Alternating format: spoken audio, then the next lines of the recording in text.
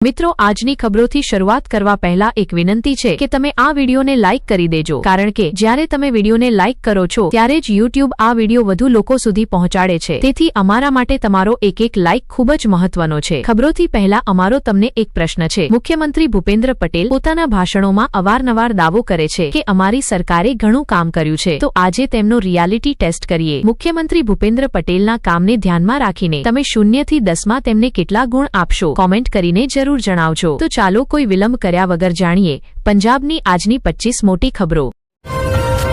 Gujarat police પ્રમુખે આજે રાજકોટની મુલાકાત લીધી। રાજ્ય પોલીસ પ્રમુખે રાજકોટ, ભાવનગર, જૂનાગઢ અને જામનગર રેન્જના ઉચ્ચ અધિકારીઓ સાથે બેઠક કરી અને ગુનાખોરી પર અંકુશ લાવવા તેમજ ગુનાખોરી દર ઘટાડવા માટે એક કાર્ય યોજના તૈયાર કરી। વિવિધ મુદ્દાઓ પર ચર્ચા અને સમીક્ષા બાદ રાજ્ય પોલીસ પ્રમુખે પોલીસ અધિકારીઓને જરૂરી સૂચનો આપ્યા।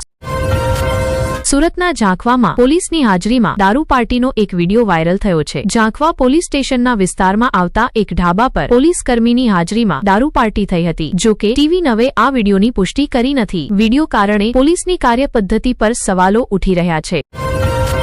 સુરેન્દ્રનગરના રાજુ કરપાડાએ ખાટડીમાં પાણીની સમસ્યા મુદ્દે પોતાની શક્તિનું પ્રદર્શન કર્યું। કરપાડાએ સિંચાઈના પાણી માટે સરકાર છોડવાનો પરોક્ષ સંકેત આપ્યો। તેમણે સંકેત આપ્યો કે જો સરકાર ખેડૂતોની માંગ સ્વીકારી લેશે તો તેઓ સરકારમાં જોડાશે। ખેડૂત સંવાદ કાર્યક્રમમાં રાજુ કરપાડાએ મોટું નિવેદન આપ્યું અને સરકારમાં જોડાવાનો સંકેત આપ્યો। ખેડૂતો તરફથી તેમણે મૂળી, વઢવાણ અને ચોટીલામાં સિંચાઈના પાણીની માંગ કરી। અમદાવાદ મુંબઈ બુલેટ ટ્રેનને લઈને મોટી જાહેરાત કરવામાં આવી છે। કેન્દ્રીય રેલ મંત્રી અશ્વિની વૈષ્ણવે જાહેરાત કરતા જણાવ્યું કે મુંબઈથી અમદાવાદ માટે બુલેટ ટ્રેન 2027માં શરૂ થશે। આ બુલેટ ટ્રેન મુંબઈથી અમદાવાદનું અંતર 1 કલાક 57 મિનિટમાં પૂર્ણ કરશે। બુલેટ ટ્રેનની ગતિ 350 કિલોમીટર પ્રતિ કલાક હશે। પ્રધાનમંત્રી મોદીએ 7 નવી બુલેટ ટ્રેન યોજનાઓને મંજૂરી આપી છે। સુરત શહેરમાં યશવી ફાઉન્ડેશન દ્વારા એક હિન્દુ યુવક અને એક મુસ્લિમ યુવતીના લગ્ન કરાવવાના નિર્ણયમાંથી પાછળ હટ્યા બાદ વિવાદ ઉભો થયો છે। જેમની લગ્ન કરાવવાની સંસ્થાએ ના પાડી છે તે યુવક યુવતીઓએ યશવી ફાઉન્ડેશન પર ગંભીર આરોપ લગાવ્યા છે। પરહા નામની એક યુવતીએ આરોપ લગાવ્યો છે કે યશવી ફાઉન્ડેશને TRP મેળવવા માટે આવું કર્યું। વડોદરા ઉમરાહ માટે મક્કા ગયેલા ગુજરાતીઓની ચિંતાઓ વધી ગઈ છે। વડોદરાના ફારૂક સોનીએ મક્કાથી એક વિડિયો સંદેશ મોકલ્યો છે। રમઝાનના મહિનામાં યુદ્ધ જેવી સ્થિતિને કારણે તીર્થયાત્રીઓમાં તણાવ ફેલાયો છે। ગુજરાતથી મોટી સંખ્યામાં તીર્થયાત્રીઓ પવિત્ર શહેર મક્કામાં હાજર છે। હોટલોમાં રહેલા લોકો પોતાના સગા સંબંધીઓ અને પ્રિયજનોને લઈને ચિંતિત છે। કેટલાક લોકોની દવાઓ અને સામાન હજી સુધી પહોંચ્યા નથી। સુરતના વરાછા ઓવરબ્રિજ પર થયેલા એક અકસ્માતમાં 3 લોકોના મોત થયા છે। આ અકસ્માત ત્યારે થયો જ્યારે એક બાઇક વરાછા ઓવરબ્રિજ પર ઉભેલા એક ટ્રેક્ટરના પાછળના ભાગ સાથે અથડાઈ। મૃતકો એક જ પરિવારના 3 સભ્યો છે જેમાં પિતા, પુત્ર અને ભત્રીજો સામેલ છે। એક મહિલા ગંભીર રીતે ઘાયલ થઈ છે જેને સારવાર માટે હોસ્પિટલમાં દાખલ કરવામાં આવી છે। મૃતક શૈલેષ મયાણી પોતાની પત્ની, પુત્ર અને ભત્રીજા સાથે ઘરે પરત ફરી રહ્યા હતા ત્યારે આ અકસ્માત થયો। અમેરિકા અને ઇઝરાયલ દ્વારા કરાયેલા હવાઈ હુમલામાં ઈરાનના સર્વોચ્ચ નેતા ખામેનેઈના મૃત્યુ બાદ ઈરાને આજે દુબઈ, કુવૈત, ઇઝરાયલ અને જોર્ડન પર ફરીથી હુમલા શરૂ કર્યા છે। અમદાવાદના પાલડી પોલીસ દ્વારા ગેરકાયદે દારૂ વેચનારની જગ્યાએ એક વૃદ્ધ વ્યક્તિને ધરપકડ કરવાનો આરોપ લગાવી કોંગ્રેસ કાર્યકર્તાઓએ હંગામો કર્યો। આ હંગામો પાલડી પોલીસ પર ગેરકાયદે દારૂ વેચનારને સંરક્ષણ આપવાના આરોપોને લઈને થયો। આરોપ છે કે પોલીસે 78 વર્ષના એક વૃદ્ધ સામે ખોટો કેસ નોંધાવી તેમને હેરાન કરી રહ્યા છે। કોંગ્રેસ ધારાસભ્ય જિગ્નેશ મેવાણી, અમદાવાદ શહેર કોંગ્રેસ પ્રમુખ સોનલ પટેલ અને અન્ય નેતાઓએ હંગામો કર્યો। અમદાવાદના મેઘાણીનગર વિસ્તારમાં હત્યાની ઘટના બની છે। ખાનગી દુશ્મનીમાં એક યુવકની છરી મારીને હત્યા કરવામાં આવી। આ હુમલો 24 ફેબ્રુઆરીના રોજ થયો હતો। કરણ પ્રજાપતિનું આજે સારવાર દરમિયાન મોત થયું। 4 આરોપીઓ જય, વીરુ, વિશાલ અને સૌરભ એ મળીને કરણ પર હુમલો કર્યો હતો। મેઘાણીનગર પોલીસે હત્યાનો કેસ નોંધાવી આગળની તપાસ શરૂ કરી છે। ઈરાનના સર્વોચ્ચ નેતા ખામેનેઈના મૃત્યુ બાદ વિવિધ દેશોમાં અમેરિકા વિરુદ્ધ વિરોધ પ્રદર્શન થઈ રહ્યા છે। આ દરમિયાન પાકિસ્તાનથી એક મહત્વપૂર્ણ સમાચાર સામે આવી રહ્યા છે। પ્રદર્શનકારોએ કરાચી, પાકિસ્તાનમાં આવેલા અમેરિકી દૂતાવાસ પર હુમલો કર્યો છે। જણાવવામાં આવી રહ્યું છે કે ખામેનેઈના મૃત્યુથી નારાજ લોકોએ અમેરિકી દૂતાવાસ પર હુમલો કર્યો। પોલીસની જવાબી કાર્યવાહી દરમિયાન 8 લોકોના મોત થયાની માહિતી છે।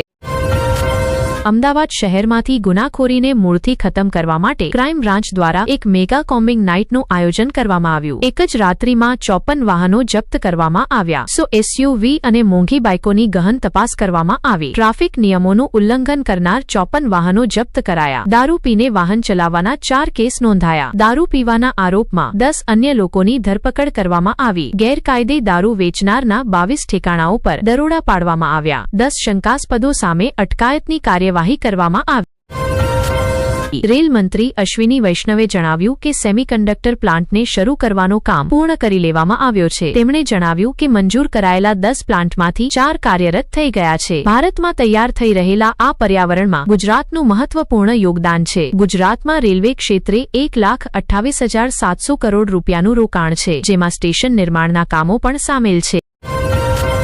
મધ્ય પૂર્વમાં ફેલાયેલી અશાંતિના કારણે ગુજરાતના ઘણા લોકો ફસાયા છે. અમદાવાદના લોકો મક્કામાં ફસાયેલા છે. ગુજરાતના પરિવારો પવિત્ર તીર્થયાત્રા માટે મક્કા ગયા હતા. તેઓ ગઈકાલે એરપોર્ટ પહોંચ્યા અને યુદ્ધ શરૂ થતાં ત્યાં જ ફસાઈ ગયા. હાલમાં તમામ 55 લોકો મક્કા નજીક એક હોટલમાં રોકાયા છે. વિદેશ મંત્રાલય અને સ્થાનિક ધારાસભ્યને આવેદનપત્ર આપવામાં આવ્યું છે. મક્કામાં ફસાયેલા ગુજરાતીઓનું કહેવું છે કે મોંઘા હોટલ ભાડાને કારણે તેમની પાસે પૈસા ખૂટી રહ્યા છે. ફસાયેલા યાત્રીઓનું કહેવું છે કે તેઓ બહાર જવા ડરે છે. ભારત સરકાર પાસે તેમને વહેલી તકે દેશ પરત લાવવાની માંગ કરવામાં આવી છે.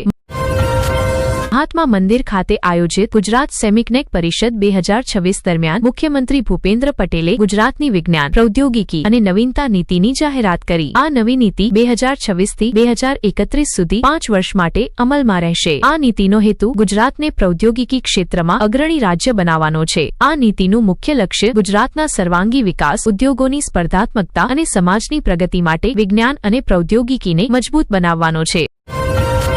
નાગપુર શહેરના એસપી અનુસાર નાગપુરમાં SBL એનર્જી લિમિટેડના કારખાનામાં થયેલા વિસ્ફોટમાં 15 લોકોના મોત થયા અને 18 લોકો ગંભીર રીતે ઘાયલ થયા.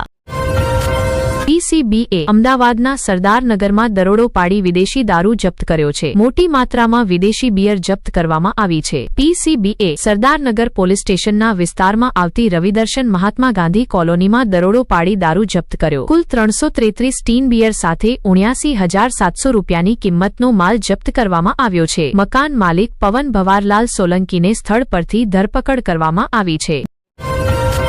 દેવભૂમિ દ્વારકાના ખંભાળિયા દ્વારકા રાજમાર્ગને પોલીસે ઘેરી લીધો છે અને 14 વાહનો જપ્ત કર્યા છે. ફૂલડોલ ઉત્સવને ધ્યાનમાં રાખીને ડીજે વાહન ચાલકો સામે વિશેષ ચેકિંગ અભિયાન ચલાવવામાં આવ્યું છે. બેદરકારીપૂર્વક વાહન ચલાવી પગપાળા યાત્રીઓને અડચણ પહોંચાડનાર ચાલકો સામે કાનૂની કાર્યવાહી કરવામાં આવી છે. ફૂલડોલ ઉત્સવમાં ભાગ લેવા માટે મોટી સંખ્યામાં પગપાળા યાત્રીઓ દ્વારકા જઈ રહ્યા છે. પોલીસે એક સાથે 14 વાહનો જપ્ત કર્યા છે.